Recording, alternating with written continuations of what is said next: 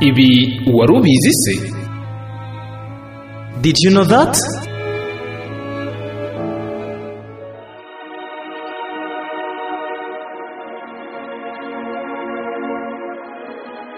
Wari uzi ko umupapa muto wabayeho mu mateka y'isi yimitswe afite imyaka 12 y'amavuko?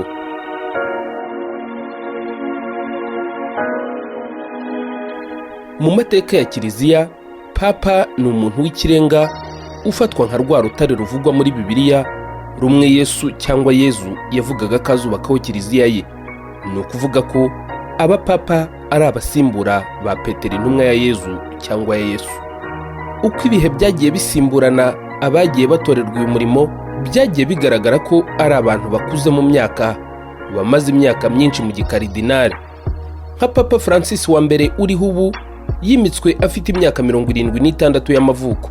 Uyu munsi agize 83. Gusa iyo urebye urutonde rw'abapapa rwo kuva mu mwaka w'1500 kugera ubu, usanga abapapa bake cyane ari bo bimitswe bari munsi y'imyaka 64. Nyamara amateka agaragaza ko mu mwaka w'1032 i Roma himitswe umupapa wari muto cyane, ku buryo hari inyandiko zivuga ko icyo gihe yari afite imyaka 11 y'amavuko. Izindi zikavuga imyaka 12, ariko hari n'izindi zivuga ko yari afite hagati y'imyaka 11 na 20. Uwo ni Papa Benedicto wa 9. Papa Benedicto wa 9 amazina ye nyakuri ni Theophilactus wa Tusculum, yavukiye i Roma mu Butaliyani. Iyo usomye amateka ye usanga mu by'ukuri ntawe uzi igihe nyakuri yavukiye. Gusa inyandiko zose zihuriza ku kuba yarahawe ubupapa ari umwana muto cyane.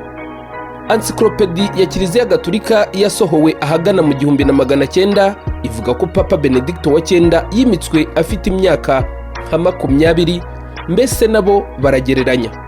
Nyamara igitabo cyitwa A History of Western Philosophy cyanditswe na Bertrand Russell kivuga ko Papa Benedicto wa 9 mu 1032 ubwo yimikwaga yari afite gusa imyaka 12 y'amavuko.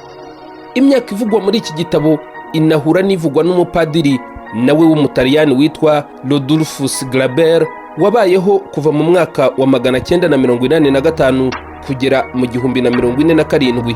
Byumvikane ko yari afite imyaka 47 ubwo Papa Benedicto wa 9 yimikwaga. Uyu Glaber mu nyandiko ze zitandukanye yagiye agaragaza ko Papa Benedicto wa 9 yimitswe afite imyaka 12 y'amavuko. Abasesengura bavuga ko mu nyandiko zose zivuga kuri uyu mupapa, iza Padiri Glaber arizo zakabaye zemerwa kuko ari we muntu we wa hafi umuvugaho, ariko abandi bakazima agaciro kuko uyu mupadiri ngo numwe mu bataravugaga rumwe na Papa Benedicto wa 9.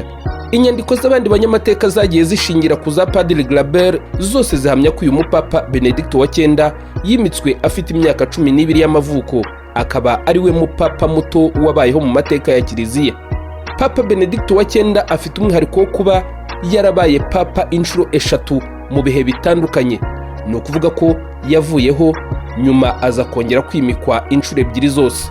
Yabaye papa bwa mbere kuva mu 1032 kugera mu 1044, yongera kwimikwa mu kwezi kwa 4 no kwa 5 mu 1045, yongera nanone mu Gushyingo 1047 kugera muri Nyakanga 1048.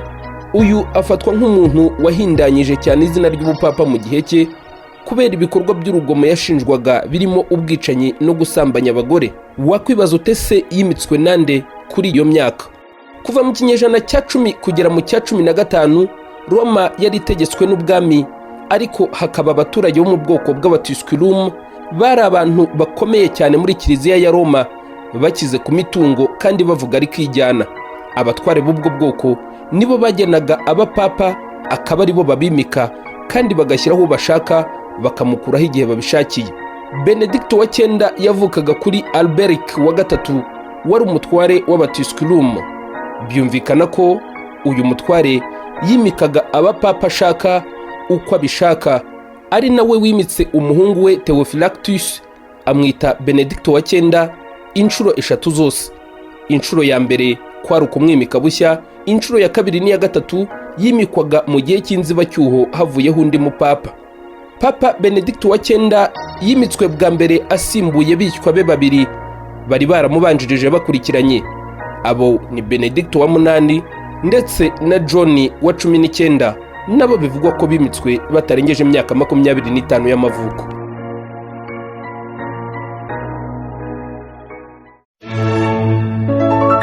Ibi wari ubizi se? Did you know that?